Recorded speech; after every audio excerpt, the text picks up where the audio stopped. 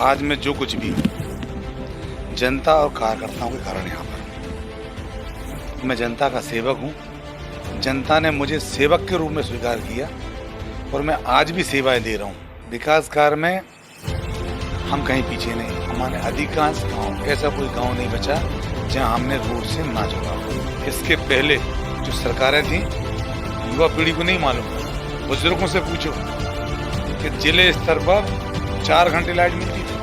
यदि आज मध्य प्रदेश विकसित है और संपन्न है, उसके कारण सबसे बड़ा कारण है मध्य प्रदेश में माननीय स्वराज चौहान के कारण सिर्फ लाइट। मैं जनता का सेवक हूँ। मेरी निगाह में कोई विकास कार्य बड़ा नहीं होता। अगर किसी गरीब को सुविधा के लिए नाली जरूरी है, वो भी बहुत बड़ा इम्पोर्टेंट है, वो भी बहुत बड़ा निर्माण कार्य है। हमने अगर दूरियां मिटाने का काम किया है तो मैं उसे बड़ा काम समझता हूँ। मैं बड़ा सौभाग्यशाली हूँ कि मुझे माननीय मोदी जी और माननीय स्वराज जी के नेतृत्व में काम करने का मौका मिला सेवक के रूप में।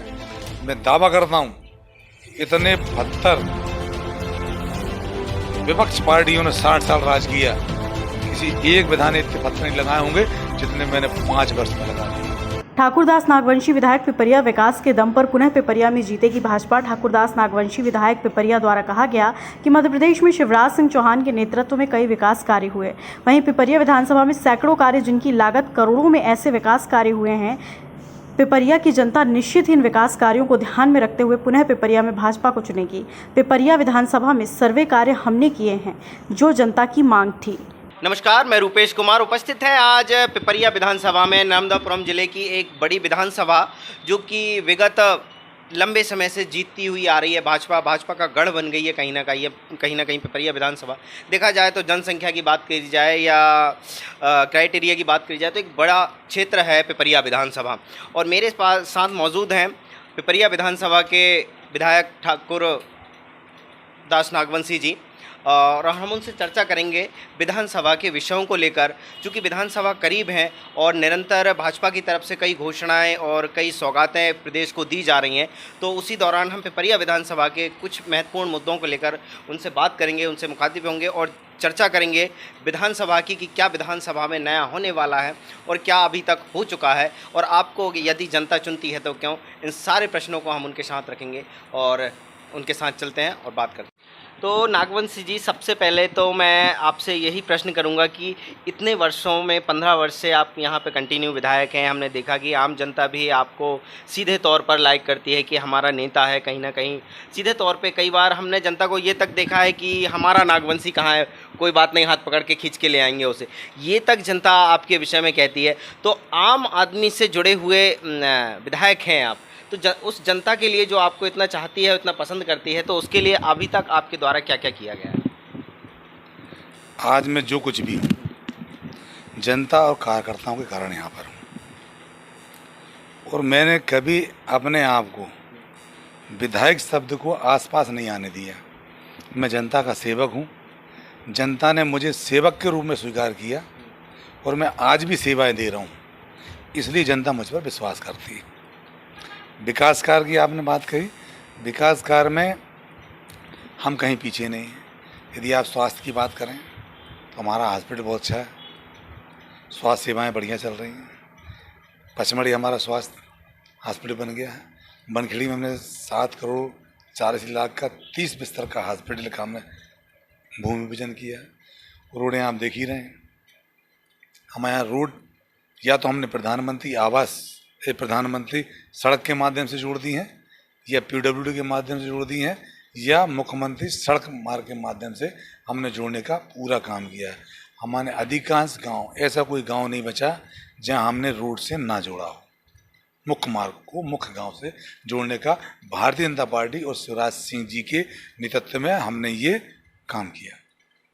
आप रोड देख लें, पुल पुलिया देख लें, लाइट देख लें। आप हमारे पास एक सब स्टेशन था, आज हमने 132 खमरिया बनखड़ी स्थापित किया है। इसके पहले सब स्टेशन में स्वीकृत कराए, अभी फिर हम 10 सब स्टेशन ले आए हैं। जिन सब स्टेशन में ओवरलोड है, जो अंडरलोड की बात नहीं कर रहा हूँ मैं, ओवरलोड है, उनको हमने 5 एम्पियर क्षमता वृद्धि बढ़ाने का काम किया है। जैसे हमारा कैंप ढाना, वो हमारा क्षमता वृद्धि का 5 एम्पियर का ट्रांसफर रखने वाला है, 8-10 दिन में रखा जाएगा, काम निरंतर चालू है। हम बिजली में भी कहीं पीछे नहीं हैं। इसके पहले जो सरकारें थीं, युवा पीढ़ी को नहीं मालूम, बुजुर्गों से पूछो कि जिले स्तर पर 4 घंटे लाइट मिलती थी, तहसील स्तर की हम बात ही नहीं कर सकते थे। यदि आज मध्य प्रदेश विकसित है और संपन्न है तो उसके कारण, सबसे बड़ा कारण है मध्य प्रदेश में माननीय शिवराज जी चौहान के कारण सिर्फ लाइट से उन गांव जो किसान बहुत खेती थी पर पड़ती छोड़ देते थे क्योंकि पानी नहीं था। हमारा मध्य प्रदेश में होशंगाबाद जिला तवा डैम बना हुआ है। तवा डैम से केनाल हमारे यहाँ आती है पिपरिया तक, वो भी हमारे 8-10 गांव को प्रभावित करती है। चूँकि हमारी पिपरिया विधानसभा की खेती बिजली आधारित खेती है, ट्यूबवेल के आधारित। अगर लाइट मिलेगी तो ही हम खेती कर पाएंगे, लाइट नहीं मिलेगी तो हम खेती नहीं कर पाएंगे। कांग्रेस आरोप लगाती है, लगाना भी चाहिए, पर अगर लाइट नहीं होती तो इतना संपन्नता होती। आज टूमर देख लें, अनाई देख लें, जैतवाड़ा देख लें, डोलनी देख लें, जितने भी इंटीरियर गांव थे उन गांवों में चने की फसल होती थी। आज हम पीसी, गन्ना, धान, जिस गांव की मैं बात कर रहा हूं, मुर्गी ढाना धड़ाव पड़ाव, वहाँ गर्मी की धान हो रही है। अभी किसानों ने बोई है गर्मी में धान। अगर ये कल्पना किसानों की साकार हुई है तो सबसे बड़ा कारण लाइट है। क्योंकि भाजपा सरकार द्वारा तो दी गई है, कहीं ना कहीं ये बात हमने कई जगह सुनने को भी आया है कि भाजपा ने लाइट तो दी है। अच्छा, हम बात करते हैं कि आपने सड़कों का काम किया है, आपने बहुत सारे योजनाएं भी की हैं। विकास कार्य, जो बड़े निर्माण कार्य होते हैं, ऐसे कौन से बड़े निर्माण कार्य हैं जो कि आपकी विधानसभा में एक आपके लिए चिन्हित करते हैं, आपको चिन्हित करते हैं? मैं जनता का सेवक हूँ। मेरी निगाह में कोई विकास कार्य बड़ा नहीं होता। अगर किसी गरीब को सुख सुविधा के लिए नाली जरूरी है तो वो भी बहुत बड़ा इम्पोर्टेंट है, वो भी बहुत बड़ा निर्माण कार्य है। अगर किसी को रोड की ज़रूरत है, अगर 10 परिवार रह रहे हैं और शहर से अनटच हैं और एक पुलिया, छोटी सी पुलिया अगर उनको जोड़ने का काम कर रही है तो वो मेरे लिए महत्वपूर्ण है। बड़ा काम है। हमने अगर दूरियां मिटाने का काम किया है तो मैं उसे बड़ा काम समझता हूँ। आप बड़े काम की परिभाषा कैसे समझेंगे? बड़ा काम हमने दूधी नदी में डैम बनाने का काम किया है। कितने करोड़ रुपए की लागत से जब वो डैम बनेगा और कैनाल और पाइप लाइन के माध्यम से हमारे यहाँ नहर आएगी। दूधी डैम 1800 करोड़, 2000 करोड़, मैं इतने विकास कार्य करा पा रहा हूँ कि हम आंकड़े नहीं बता पाते, राशि के आंकड़े नहीं बता पा रहे हैं। मैं बड़ा सौभाग्यशाली हूँ कि मुझे माननीय मोदी जी और माननीय शिवराज जी के नेतृत्व में काम करने का मौका मिला सेवक के रूप में।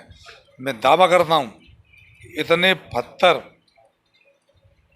जो विपक्ष पार्टियों ने 60 साल राज किया, किसी एक विधान ने इतने पत्थर नहीं लगाए होंगे जितने मैंने 5 वर्ष में लगा दिए। 5 वर्ष में उतने विकास कार्यों के पत्थर लगा दिए। मुझे खुद नहीं मालूम था मैंने कहाँ क्या कर दिया। इतने विकास का एक काम हो तो याद रखो, 10 हो तो काम रखो, 100। हम तो रोज भूमि पूजन करते हैं, निकल जाएं तो, पर हमने ये बना लिया है कि रोज रोज समय कहाँ दे पाएंगे, जनता के बीच में रहना है, इकट्ठे से हम भूमि पूजन करते हैं। जैसे अभी सब स्टेशन किया हमने, डोकरी खेड़ा हम सब स्टेशन बनवा रहे हैं, ये सैलवाड़ा सब स्टेशन बनवा रहे हैं, ये बना रहे हैं। अब बड़ा काम किसको कहोगे? बड़ा काम एक लाइट किसानों के लिए ज़रूरी है, अगर रोड ज़रूरी है किसानों के लिए और व्यापारियों के लिए, वो काम भी हमने किया है। हमने 230 करोड़ रुपया जो रोड को चौड़ीकरण के लिए आया था पिपरिया से लेके होशंगाबाद, उस राशि को हम सांसद और 4 विधायक गए और हमने निवेदन किया कि बस हमको रोड चौड़ीकरण नहीं कराना है, हमको आने वाली पीढ़ी को अगर कुछ देना है तो हम ये चाहते हैं कि ये 4 लाइन हो, वो हम चारों ने तीनों विधायकों को और सांसद को मैं आपके माध्यम से धन्यवाद देना चाहता हूं। हम चारों ने निवेदन किया और हमारे सहज सरल विकास पुरुष सबके मामा माननीय शिवराज सिंह चौहान जी ने उस निवेदन को स्वीकारा। आने वाले समय में आपको मालूम है वो स्वीकृत हो गई है, टेंडर प्रक्रिया में है। पूरी लाइन पिपरिया तक, बाबई से पिपरिया तक, होशंगाबाद से पिपरिया, हाथवास तिगड्डा, वहाँ तक ये फुल लाइन बनेगी। क्योंकि हमारा हाथवास तिगड्डा 3 विभागों को, 3 जिलों को अलग अलग रोड में बटा हुआ है। हाथवास से एक होशंगाबाद गया हुआ है, एक सिलारी से, सिलारी हाथवास चौराहा, वहाँ से करेली गया हुआ है। एक हमारा रोड सिलारी हाथवास से बरेली गया हुआ है। हमको अगर फुल लाइन में जाना है तो हमको या तो करेली जाना पड़ेगा, या बरेली जाना पड़ता, या होशंगाबाद जाना पड़ता। मुख्यमंत्री जी माननीय मोदी जी के कारण हमें ये 800 कितना करोड़ है, मेरे को 1800 करोड़ कितना है भगवान जाने, मैं राशि नहीं बता पा रहा हूँ आपको। वो राशि स्वीकृत हो गई है टेंडर प्रक्रिया में। बहुत जल्दी ये रोड बनना चालू हो जाएगी। हम बड़ा काम किसको कहेंगे? PM CM राइस अन्य विधानसभाओं में कितने मिले? मेरी विधानसभा में 3 मिले, एक पचमढ़ी मिला, एक बनखेड़ी मिला और एक पिपरिया मिला। मेरी विधानसभा में 3 CM राइस लेकर मैं आया हूँ, जो 42 और 48 करोड़ रुपये की लागत से बन रहे हैं। ये बड़े काम कहेंगे कि वो हाई स्कूल कहेंगे? मेरे निगाह में बड़ा काम वो भी है, अगर जहाँ बच्चे हैं और जिन बच्चे गरीबों को नहीं पढ़ पा रहे हैं, अगर वहाँ आंगनबाड़ी खुल जाती है, ये भी बहुत बड़ा काम है। मैं कामों की तुलना बड़े और छोटे से नहीं करता हूँ, मैं कामों की तुलना प्राथमिकता के आधार पर करता हूँ। जनता की पहली प्राथमिकता है, अगर वो पूरी हो जाती है, वो मेरे लिए सबसे बड़ा काम। हमने लोगों के मुंह से सुना है कि चाय की दुकान पर भी हमारे विधायक मिल जाते हैं, सरल हैं, कहीं भी हम उन्हें हाथ पकड़कर रोक लेते हैं। तो ऐसी जनता जो कि आपको इस प्रकार से संबोधित करती है और सीधा नाम लेकर भी संबोधित करती है, हमने कई बार देखा है कि कई लोग कहते हैं वो ठाकुरदास नागवंशी तो हमारा भाई है, हमारा छोटा भाई है, हमारा भतीजा है, ऐसा हमने लोगों के मुँह से सुना है। तो उस जनता के लिए क्या सौगात और देंगे आप आने वाले विधानसभा चुनाव से पहले? तो मैं उनको प्रणाम करता हूँ, उनको धन्यवाद करता हूँ, उनका अभिनंदन करता हूँ कि जो मुझे नाम से भी बुलाते हैं, छोटा भाई कहते हैं, कोई भतीजा कहता है, ये उनका स्नेह और प्यार है। और यही स्नेह प्यार मुझे जीत दिलाता है। सबसे बड़ा अगर जीत का कारण है तो जनता मुझे कभी विधायक नहीं मानती, मुझे भाई मानती है।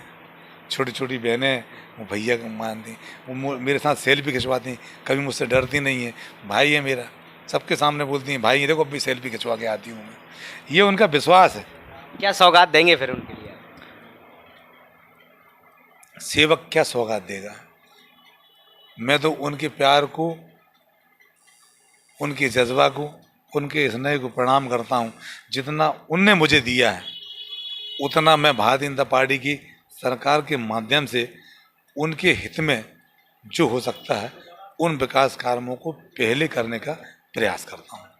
तो आपने देखा कि मेरे साथ पिपरिया विधानसभा के विधायक ठाकुरदास नागवंशी मौजूद थे और हमने बहुत सारे उनसे चर्चाएं की कि क्या अब तक उनके द्वारा किया गया है। ज़्यादातर उन्होंने बहुत सारा बताया कि विधानसभा बड़ी है, बहुत सारे कार्य किए हैं जो कि मौखिक रूप से बताना शायद संभव नहीं है। और आने वाले विधानसभा चुनाव हैं, कई सौगातें मुख्यमंत्री जी दे रहे हैं, लाडली बहना भी उन्होंने लेकर आए हैं, और भी कई जगह हम देख रहे हैं कि नई नई चीज़ों के पुल है या स्कूल है या गौशालाओं के विषय में, ऐसी बहुत सारी घोषणाएं अब मुख्यमंत्री जी द्वारा की जा रही हैं और क्षेत्र में लागू भी की जा रही हैं, ऐसा हमको देखने को भी मिल रहा है। तो हम आगे भी पिपरिया विधानसभा में आपको जहाँ अपडेट करेंगे कि कहाँ पर क्या चल रहा है, आने वाली विधानसभा में लोगों को क्या मिलेगा और नेता किस प्रकार से उन्हें अपनी ओर आकर्षित करेंगे और जनता उन्हें क्यों चुने। इन सभी विषयों को लेकर हम जनता के बीच में भी जाएंगे और जनता से बात करेंगे कि आप किसको चुनना चाहते हैं और क्यों चुनना चाहते हैं। तो आपने देखा कि हम विधायक जी के साथ थे और आगे भी हम अपडेट करेंगे। मिलते हैं अगले अंक में। अपने शहर, अपने प्रदेश की ताज़ा खबरों के लिए लाइक करें, शेयर करें, सब्सक्राइब करें और हाँ, बेल आइकन दबाना ना भूलें, क्योंकि खबर हमारी, फैसला जनतंत्र का।